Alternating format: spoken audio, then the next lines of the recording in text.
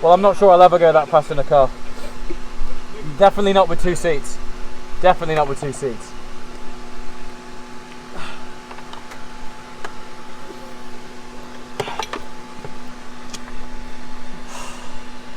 You're done. That's wild.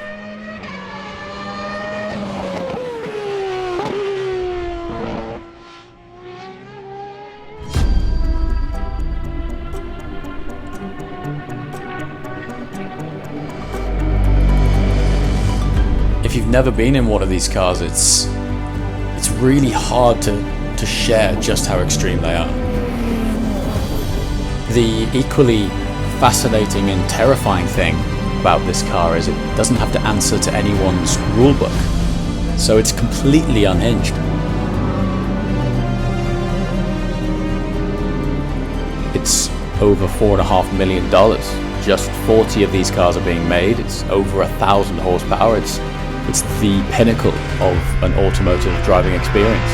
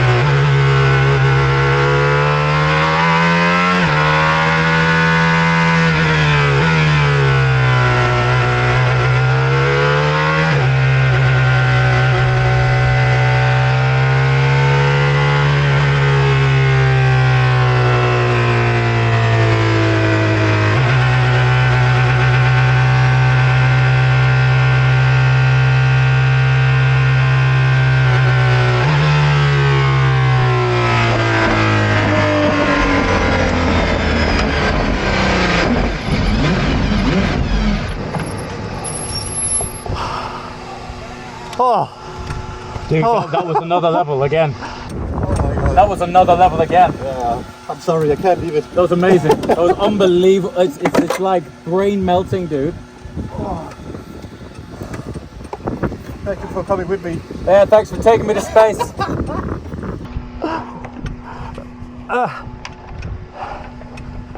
Wow! Ah.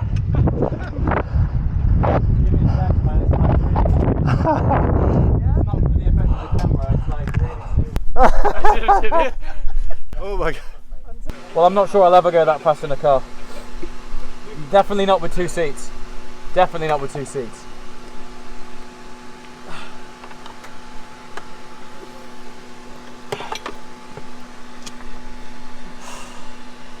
You're done. That's wild. Mate, that was so... That's the fastest I've ever been in anything. I think that's the fastest I've ever been ever. I think. Definitely with 2 seats, for sure. There's a few corners you like sort of like, you know how like aerial stunt pilots, they like have a breathing technique. There was a couple of corners I forgot to breathe, and I came out of them with a headache. He's unbelievable as well. Like but it's very smooth. I had like complete trust, but it wasn't him that I didn't have trust in, it was physics. I was like, surely this isn't, there's no more here. I mean, let's just set the caliber. Like, this guy has raced at the highest caliber of GT racing. World Endurance Championship, Le Mans, N24 in full fat GT race cars. And we stopped and he was like, mate, I'm done. Like, he was sweating. We both got sweat in our eyes. Like, I was going around like on the 4th lap and I'm blinking because the sweat's in my eyes. If there was ever any context for these athletes who are racing, and we're not even on a circuit that really can get the full aero out of this car, these guys who are racing LMP2, LMP1, fighting for the same stretch of tarmac at 10 tenths for 2-hour stints. Honestly, like, it's not just guys going around in circles, like, it's really, really serious. Is that for me? Yeah.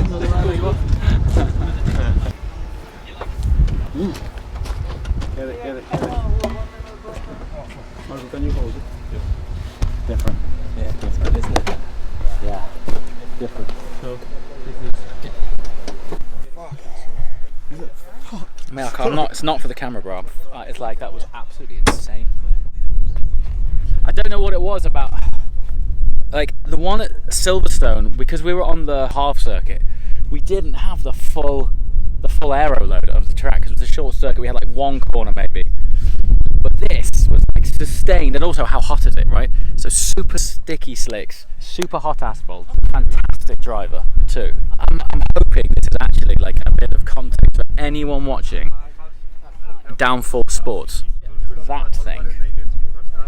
It's also the energy of it, 'cause it's 1,000 horsepower and it weighs nothing. Some context, like, think about probably the strongest muscle in your body is your legs.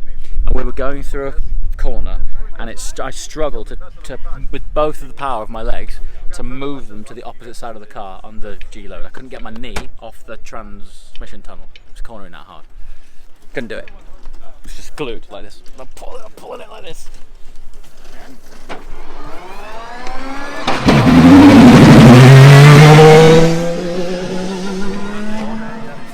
Some serious talk, like, not for the cameras, like on some real serious talk. You've had a lot of experience racing some serious. So what does that benchmark anything? Because I genuinely stepped out of there completely. Well, I've tested the 2020 or 2019 F1 car, and that was for sure also like a big kick and everything. But I was almost more scared than this one, because the power and just the way it was driving was like so intense. Like, I've never tried anything like this crazy. The way it just continues to accelerate. The pull is relentless, like it just doesn't drop off. It's like you need another mile runway. Like there's not enough room for the thing. You're even scared of the last king down there. I was like, ah! Yeah. I tell you, right. exiting here, running up to this is like serious. Yeah. Serious load. What do you think of that? I don't know what to say. It's just amazing. Like you feel when you start to, obviously you're not pushing it, you're just playing around, but you feel like how much power there is in the top end of this thing, and as Margot says, it's just keep pulling and pulling and pulling. Absolutely insane. The best thing was the TC. Yeah. Like obviously you want to go, but you really feel like for a gentleman guy, it's perfectly because it really supports you. Yeah. So yeah, it really did a good job on that part. And that's crazy. When you go from lap one, it's like this is like LMP2, and then you go to 6, like So LMP2 feels like 1. Is that right? Is that roughly, yeah. That's probably. LMP2s are like has no power. Nothing like that. In the past LMP2. So yeah. So LMPs are all aero really through the corners, but straight line punch isn't really there. Nothing like that. This is when you go to 6. When you go to 6, it's honestly, like every now and again, I see these guys. They just click up a notch, and we're like, okay, click up a notch, okay, click up a notch. Hold on a minute, and then over the 6, we came in. Me and him were looking at each other like, what the just happened? it literally is absolutely insane. That was a kick. The difference with that map, dude. When it clicked, I was like, oh, we're into another bracket now. Yeah, exactly. I was like, okay, it didn't feel too quick in the beginning. Yeah. And then went up to 4, and I was like, oh my God. Okay. And then I took the last 2, and I was like, oh this is crazy. What did the aero load feel like? Yeah, it's very on the nose actually. So I was a little bit surprised about that. Also, when we break down here, it was just like fully like oversteering on the entry, right? Which is obviously when you push it more and more, it's gonna be okay. Yeah. But yeah, fully. It almost needs a faster circuit. You know, it definitely needs a faster It needs like circuit. A Spa or a Silverstone type of setup. And it's such because a lot of the corners here are blind. Yeah. So you don't like up here. You're just like looking for the apex. You just can't see it. You're just like looking, where is it? But that was wild. You're my hero today. Thanks, mate. That was honestly jumping in like that. It's like doing that. Also for the first time us driving it, it's like that was so we could every lap. So like, yeah. I could see it though. That's every good. lap. Oh, what was really impressive was how quickly you guys adapt to it. Every lap wasn't incremental; it was like massive. It was like you've just done another 10 laps every lap. Yeah. There's massive amount of learning and feedback. It was really cool seeing that. That was good. And then yet again, you're driving out there, feeling so slow. Like really? you're driving wise, you're like, this is.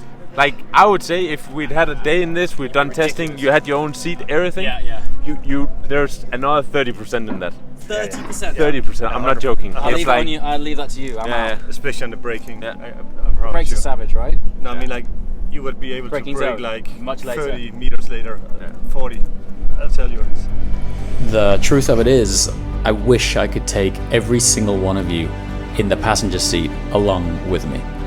Pictures, sounds, whatever it is, we try our best, but it just does not do the craziness of this thing justice.